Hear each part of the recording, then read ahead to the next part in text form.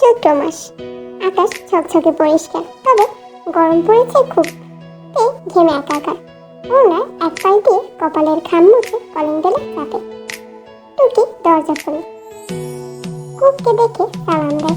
Cook সালামের জবাব দিয়ে দরজা বন্ধ করে টুকির রুমে আসে। সোফায় বসে।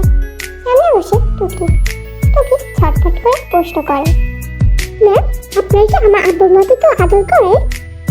টুকির কথা বুঝতে না পেরে কুক সরু চোখে তাকায়, বলল, মানে? টুকি চোখে মুখে দুষ্ট হাসির রেখা দীর্ঘ করে ফিসফিস করে বলল, আপু বাইরে থেকে এসে আম্মুর কপালে পাপ্পা দেয়। তখন আম্মু রান্না করে আপু পিছন থেকে গিয়ে জড়িয়ে ধরে। আম্মু বকা দিলেও ছাড়ে না। এটা নাকি আদর? টুকি হেঁচকে উঠল। গলায় হুট করে ঝাল ঝাল অনুভব হচ্ছে। সামনে রাখা পানির গ্লাসটা হাতে নিয়ে ঠকঠক করে রুদ্ধশ্বাসে পানি খেয়ে শান্ত হয়। বড় বড় চোখ দুটো পানিতে ভিজে টইটুম্বর। কুকের অবস্থা দেখে টুকির হাসি খুশি মুখটা বিষ্ণুতায় নামে তলিয়ে যায়। টুকির মুখের দিকে তাকায়। টুকি ঠোঁট ভেঙে বড় বড় চোখ করে তাকিয়ে আছে। আদর নিয়ে কুক আলতো করে হাত তোলে টুকির মাথায়। এরপর আদরি গলায় বলে, কি হয়েছে টুকি? কেঁদে আহ্লাদী কণ্ঠে টুকি বলল, আপনার চোখে পানি কেন? আপনি কাঁদছিলেন কেন? কুক মৃদু হেসে বলল, ওসব কিছু না। আচ্ছা, আমাকে বলো তো, এটা যে আদর তোমাকে কে বললো? টুকির মুখটা মুহূর্তে ছেলেটি উঠল। এদিক ওদিক তাকিয়ে চারপাশটা ভালোভাবে দেখে নিল। এরপর কুককে ফিসফিস করে বলল, কুক হালকা করে হাসলো। দাদিগুলো এইরকমই হয়, ছোট বড় বোঝে না। ব্যবসা জিজ্ঞেস করলো, খোলামেলা সব বলে দিতে প্রস্তুত। কুকে মনে পড়ে যায় নিজের দাদুর কথা, যে দাদুকে আদর করে দাদুনি ডাকত। শৈশবের কত শত সুন্দর মুহূর্তগুলো দাদুকে নিয়ে। যখন কুকের বয়স 6, তখন তার দাদু মারা যান। কুকের জীবন থেকে খুব দ্রুত কাছের মানুষগুলো হারিয়ে যায়, খুব দ্রুত। চোখের পোড়া পেয়ে পড়া চল মুছে কুক বলল, ওসব বড়দের ব্যাপার, তোমাকে এত ঘাটতে হবে না। গতকাল যে অঙ্কটা করেছি, আজ আবার করাতে দিব। কিন্তু পড়ার কথা শুনে টুকির মুখে গহীন বর্ণার আধার নেমে আসে। পুরো নাম তানভীরা ইসলাম টুকি। স্কুলে পড়ে, ক্লাস 1। কুক 3 মাস যাবৎ টুকিকে পড়াচ্ছে। মেয়েটা প্রতিদিন এত অদ্ভুত অদ্ভুত প্রশ্ন করে যে কুক বিরক্ত হওয়ার সাথে সাথে আনন্দও পায়। টুকি কাঁদো কাঁদো কণ্ঠে বলে, ম্যাম, আজকে পড়বো না। কুক বই থেকে চোখ সরিয়ে টুকির দিকে তাকায়, তারপর বলে, পড়তে তো হবেই টুকি। পড়ার শেষে আমরা অনেক গল্প করবো, ঠিক আছে? টুকি অনিচ্ছাকৃত মাথার কাত করে সম্মতি দেয়। 1 ঘন্টা পর টুকি বলল, ম্যাম, পড়া তো শেষ, এবার বলেন, আমার আপনার মতো কেউ আছে আপনাকে আদর করে? কুক অনেকটা বিরক্ত হয়। এতটুকু বাচ্চা কি সব বলছে। কপালে কিঞ্চিত রেখা একে কুক বলল, না আম্মু, আমাকে কেউ আদর করে না। আর এসব বড়দের ব্যাপার, তোমার এত ঘাটাঘাটি করার দরকার নেই, কেমন? টুকি যেন এতটুকু সন্তুষ্ট হলো না। কুক বই গুছিয়ে রাখে, পেন্টিং একটা হাতে নিয়ে বলল, আচ্ছা টুকি, আজ আমি যাই, তোমার ছুটি। আসসালামু আলাইকুম ম্যাম। কুক টুকির মাথায় হাত রেখে হেসে বলল, ওয়ালাইকুম আসসালাম। কুক মেইন ডোর পেরিয়ে বের হওয়ার পথে টুকির আম্মু লিসা ডাকলো। কুক ঘুরে দাঁড়ায়, মৃদু এসে বলল, জি আপু। লিসা বলল, সিলেট থেকে আমার ননদ আসছে জামাইকে নিয়ে। সিলেটের চা পাতাও নিয়ে আসছে, অসাধারণ স্বাদ। খেয়ে যাও 1 কাপ চা। সিলেট শব্দটা বজ্রপাতের মতো আঘাত হানে কুকের মস্তিষ্কে। মেরুদণ্ডে বরাবর ঠান্ডা স্রোত বয়ে যায়। নিজেকে কোনোভাবে সামলে বলল, শরীরটা ভালো না আপু, আজ আসছি, আর একটু চার আড্ডা দিব। লিসা মন খারাপ করে বলল, আচ্ছা আসো তাহলে। আসছি। অতীত শান্তিনীর বাড়ি 3 পরিবার ডাইনিং টেবিলে বসে দুপুরে লাঞ্চ করছে। খাওয়ার ফাঁকে 1-2 কথাবার্তা হচ্ছে। নেক্সট সপ্তাহে ফ্যামিলি ট্যুরে যাওয়া হবে। তা নিয়ে ইদানিং যত কথা, যত প্রস্তুতি, বাড়ি করতি। নিমছি খাওয়া শেষে 2 ছেলের উদ্দেশ্যে বললেন, তোমাদের দুজনের মধ্যে কি ফ্রি আছেন কেউ বিকেলে? বিকেলে ডেটিং আছে গার্লফ্রেন্ডের সাথে, তাই সে আগে আগে ছটফট করে পড়ল। আজ ফ্রি নেই আমি। কপালের চামড়া ভাঁজ করে নিন্সি বলল। তুই কবে ফ্রি থাকিস? তাইও জবাবে নিশ্চুপ। উত্তর না দেওয়াই মঙ্গল মনে হচ্ছে। এমনিতেই ফ্রি নেই বলেছে, জবাব দিলে একটা থাপ্পড়ও মাটিতে পড়বে না, সব পড়বে তার নিজের গালে। সে নিজের স্বইচ্ছায় মার খেতে যায়। বিকে চুপ থাকতে দেখে নিন্সি বলে, তুইও ফ্রি নাই? বি বাম হাতে চশমাটা ঠিক করে পড়ল। কি কাজ সেটা বলো। নিন্সি খুশিতে গদগদ হয়ে উঠেন, বললেন, তুই আব্বুর বন্ধুকে তো তুই চিনিস, ওই যে গ্রামের নামজন চাচা, তোর চিনিস তো, মনে আছে? গ্রামের প্রাইমারি স্কুলে পড়াতেন, তখন নামজন চাচা বাংলা শিক্ষক ছিলেন। খুশিতে গদগদ হয়ে নিন্সি বললেন। আব্বার তাহলে মনে আছে? বি মৃদু হেসে শান্ত কণ্ঠে বলল, মনে থাকবে না কেন আম্মু? কত ভালোবাসতেন উনি আমাকে।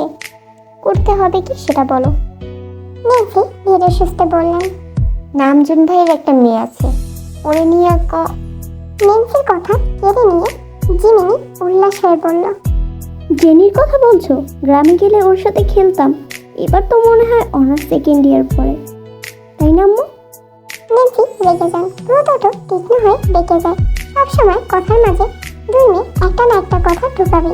গলায় তেজ নিয়ে মেয়েকে ধমকের সুরে বললেন, তোমাদের দুই বোনকে আর কতবার বলবো বড়দের কথার মাঝে ঢুকবে না? জিমিনা টেবিল ছেড়ে উঠে যাচ্ছিল।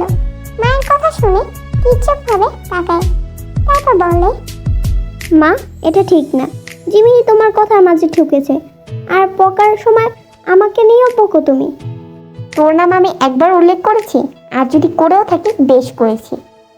নিন্সি দৃঢ় কণ্ঠ। জিমিনি চেহারার দিকে তাকায়, আহ্লাদি হয়ে ভেজা কণ্ঠে বলে, আব্বু দেখছো আম্মুকে? যাই হোক নিন্সির দিকে তাকান বকা দিতে, দেখেন নিন্সি সরু চোখে তাকিয়ে আছে।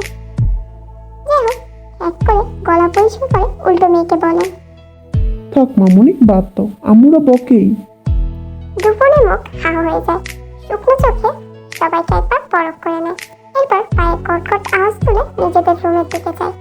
তাইও বেরিয়ে যায়। যাই হোক রুমের দিকে পা বাড়ান। বি নিন্সিকে জিজ্ঞেস করে, কি যেন বলছিলে আম্মু, কি কাজ? নিন্সি আর্তনাদ করে বলে, ও আল্লাহ, দেখছিস ভুলে গেছিলাম কথায় কথায়। তোর নামজন চাচা ছোট মেয়ে এবার এইচএসসি দিল, ভার্সিটিতে ভর্তির এক্সামের জন্য সিলেটে আসতে চায়। কেন কুমিল্লার ভার্সিটি নেই? আছে, আসলে মেয়েটা খুব সুন্দর, কিছু বাজে ছেলে কবলে পড়েছে। ওইখানে থাকা মেয়েটার জন্য সমস্যা। ওর আব্বা তো কুমিল্লার দূরে কোথাও কোনো বিশ্বাসজনক মানুষ নাই, একমাত্র সিলেটে আমরাই আছি, তাই সিলেটে আমাদের কাছে পাঠাতে চাচ্ছে। আর 2 মাস থাকবে, পরে সব রেডি হয়ে হোস্টেলে উড়ে যাবে। আচ্ছা, তো আমাকে কি করতে হবে? মেয়েটা একা রওনা দিচ্ছে সকালে, বিকেল 5টায় সিলেটের রেল স্টেশনে পৌঁছে যাবে। আমাদের বাসা তো চিনে না, বয়স কম, হারিয়ে যাবে, একটু যদি নিয়ে আসতি। নিন্সি অনুরোধ কণ্ঠে বলে, আচ্ছা দেখবো। নাম কি? কার? যাকে আনতে যেতে হবে? কুক, পুরো নাম জিয়ন কুক। আচ্ছা যাব। প্রায় মিনিট 20 হলো। কুক সিলেট রেল স্টেশনে দাঁড়িয়ে আছে। কেউ একজন নিতে আসবে শুনেছে, কিন্তু কেউ তো আসছে না। প্রচুর গরম, তার উপর বোরকা পরা, শরীর ঘেমে একাকার, মাথাটা ব্যথা করছে। এদিক ওদিক তাকিয়ে দেখছে কেউ আসছে নাকি। আসলে চিন্তা বা কিভাবে, ভালো লাগছে না। Excuse me. পুরুষালী কণ্ঠ অনুসরণ করে কুক পিছনে ফিরে তাকালো। কালো শার্ট ইন করে পরা একজন সুদর্শন ভদ্রলোক দাঁড়িয়ে আছে, ওতে মৃদু হাসি আঁকা। দ্বিধা নিয়ে কুক পড়ল, জি কিছু বলবেন? তুমি জিয়ন কুক না? অপ্রস্তুত হয়ে পড়ে কুক। কেউ এসে তার নাম বলে ফেললো, ব্যাপারটা কেমন ঠেকছে। শুকনো গলায় কুক বলল, জি। ঠোঁটে হাসি রেখে বলল বি, চলো। কুক থতমত খেয়ে যায়, আমতা আমতা করে বলে, কই? কুকে চোখে মুখে ভয়ের চাপ, তা দেখে বি নিঃশব্দে এক দফা হাসলো। কুক খেয়াল করে, হাসলে ভদ্রলোকে গালে করতে হয়, অনেক দূর। বি স্বাভাবিক কণ্ঠে বলল, তোমার ফুপ্পিম, আই মিন নেন্সি ছেলে আমি, উনি পাঠিয়েছেন তোমাকে নিতে। ভয়টা কেটে গেল কুকের। ঠোঁটে হাসি ফুটলো। অপরাধী মুখ করে বলল, ভাইয়া, আসলে আমি কখনো আপনাকে দেখিনি, তো তাই চিনতে পারিনি। আমিও তোমাকে আগে কখনো দেখিনি, দেখলেও মনে নেই, কিন্তু আজ ঠিকই চিনতে পেরেছি। কি করে? কৌতূহল বসে জিজ্ঞেস করলো কুক। বি হেসে বলল, ম্যাজিক। কথা শেষ করে বি আবারও হাসলো। কুক বির হাসি দেখে চমকিত হয়। ভদ্রলোকে কি চমৎকার করে হাসির ব্যামো আছে। নতুন হয়ে কুক ছোট্ট করে উত্তর দেয়। বি হাত গড়িয়ে দিকে বলল, কিছুক্ষণ পরেই সন্ধ্যা, চলো। জি ভাইয়া। ব্যাগটা আমার হাতে দাও। না না ভাইয়া, আমি পারবো। আরে দাও তো, বাচ্চা মেয়ে, পারবা না। বাধ্য হয়ে কুক ব্যাগের দায়িত্বটা বিকে দেয়। বি অন্য সময় ফ্যামিলি কার ব্যবহার করে। আজ কায়ুম কখন গাড়ি নিয়ে বের হয়েছে বি জানে না, তাই গাড়ি ছাড়ে কুককে নিতে আসতে হলো। বি সিএনজি ভাড়া করে, কিন্তু বিপদে পড়ে একটা বাজারে এসে। প্রচুর জ্যাম, তার উপর অনেক গরম। সিএনজিতে দম বন্ধ হয়ে আসছে কুকের। জ্যাম আটকে আছে প্রায় 30 থেকে 40 মিনিটের মতো। বি কুককে খেয়াল করে, মুখ দেখে বোঝা যাচ্ছে কষ্ট হচ্ছে। বি পানি এগিয়ে দেয়। কুক পানি খেয়ে বলল, ভাইয়া, ইঞ্জিতে বসে না থেকে আমরা বাইরে হাঁটি। হাঁটলেও তো জ্যামই পাবে কুক, দেখো ফুটপাতে কত মানুষ। ভাইয়া প্লিজ, অনেকক্ষণ হয়েছে, আর বসে থাকতে পারছি না। সত্যি কুকের অবস্থা নাজেহাল। অলসতা, কাজের 3 পিস পরা, উপরে পরোকা, মাথায় ওড়না পেঁচানো। জ্যাম, গরম, সব মিলিয়ে অসহায় লাগছে। বি বাধ্য হয়ে সিএনজি ভাড়া মিটিয়ে ফুটপাতের রাস্তা ধরে কিছু কিছু হাঁটছে কুক। অনেক ভিড়। ভিড়ে দাঁড়ালে বির চোখ পড়ে একটা মেয়ের বুকে। একজন বয়স্ক লোক তার কোনো দিক শুয়ে দিতে চাচ্ছে এবং লোকটি সফল হয়। কি সাংঘাতিক! বি লোকটাকে ধরতে পা বাড়ায়, তার আগে ভিড়ের মাঝে অমানুষটা হারিয়ে যায়। ভাইয়া, কাপা গলায় ডাকলো কুক। বি কুকের দিকে তাকায়। কুকের চোখে খুব বিভ্রান্তি, কেমন হাত গুটিয়ে হাঁটছে। কুক থমথমে গলায় বলল, ভাইয়া, লোকজন ধাক্কা দিচ্ছে খুব। বি চারদিকতে চোখ বোলায়। প্রায় সবাই পুরুষ। এর মাঝে কালো হাতের অভাব নেই। আর একটু সামনে গেলে রিক্সা পাওয়া যাবে। এই জায়গাটুকু কুককে সুরক্ষিত রাখতে হবে। একজন পুরুষ হয়ে এটা তার কর্তব্য। দ্বিধা ছাড়াই খোলামেলা মনে বি জিজ্ঞেস করলো, কুক, আমি তোমাকে এক হাতে জড়িয়ে ধরে হাঁটি, তাহলে কেউ ছুতে পারবে না, সেফ থাকবে। কুক কয়েক মিনিটে অনেক ঘাবড়ে গেছে। বিলের মাঝে পিঠে 2-3টা চিমটিও কেউ দিয়েছে। খুব চলছে, বারবার নিজেকে নিজেই সাজাচ্ছে। এর মাঝে সিএনজিতে বসে থাকা তার জন্য উত্তম ছিল। বি এমন একটা প্রস্তাব তার খুব দরকার ছিল এই মুহূর্তে, তাই কোনো সংকোচ ছাড়াই বিকে সম্মতি দেয়। বি এক হাতের বাহু ধরে কুককে টেনে আনে। কুকের পিঠের উপর দিয়ে বির হাত কাটাতে কুকের পা থেকে মাথার চুল অব্দি কম্পিত হয়ে নড়ে ওঠে। বিপদে পড়ে কোনো পুরুষের সংস্পর্শে আসতে হলেও কেমন একটা ভয়ঙ্কর অনুভূতি হচ্ছে তার। এর আগে পাড়ার বখাটে তাই অনেকবার জোর করে হাত ধরেছে, তখন তো এমন ভালো লাগার অনুভূতি কুকের হয়নি। তাহলে এখন কেন হচ্ছে? হৃৎপিণ্ড চলছে দ্রুত গতিতে। কুক বীর বুকুটি লম্বা।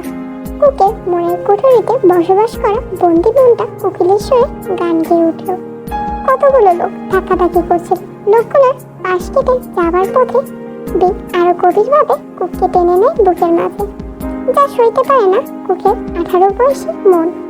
এক অদৃশ্য ভালো লাগার অনুভূতিতে সে তলিয়ে যায়। নিজের অজান্তেই কুক মনের নিজের নিয়ন্ত্রণকে হারিয়ে ফেলে। মনের প্রেম কুঠুরিতে দরজা কড়া নাড়ার শব্দ পায়। ভালোবাসার প্রজাপতিরা নাড়া দিচ্ছে।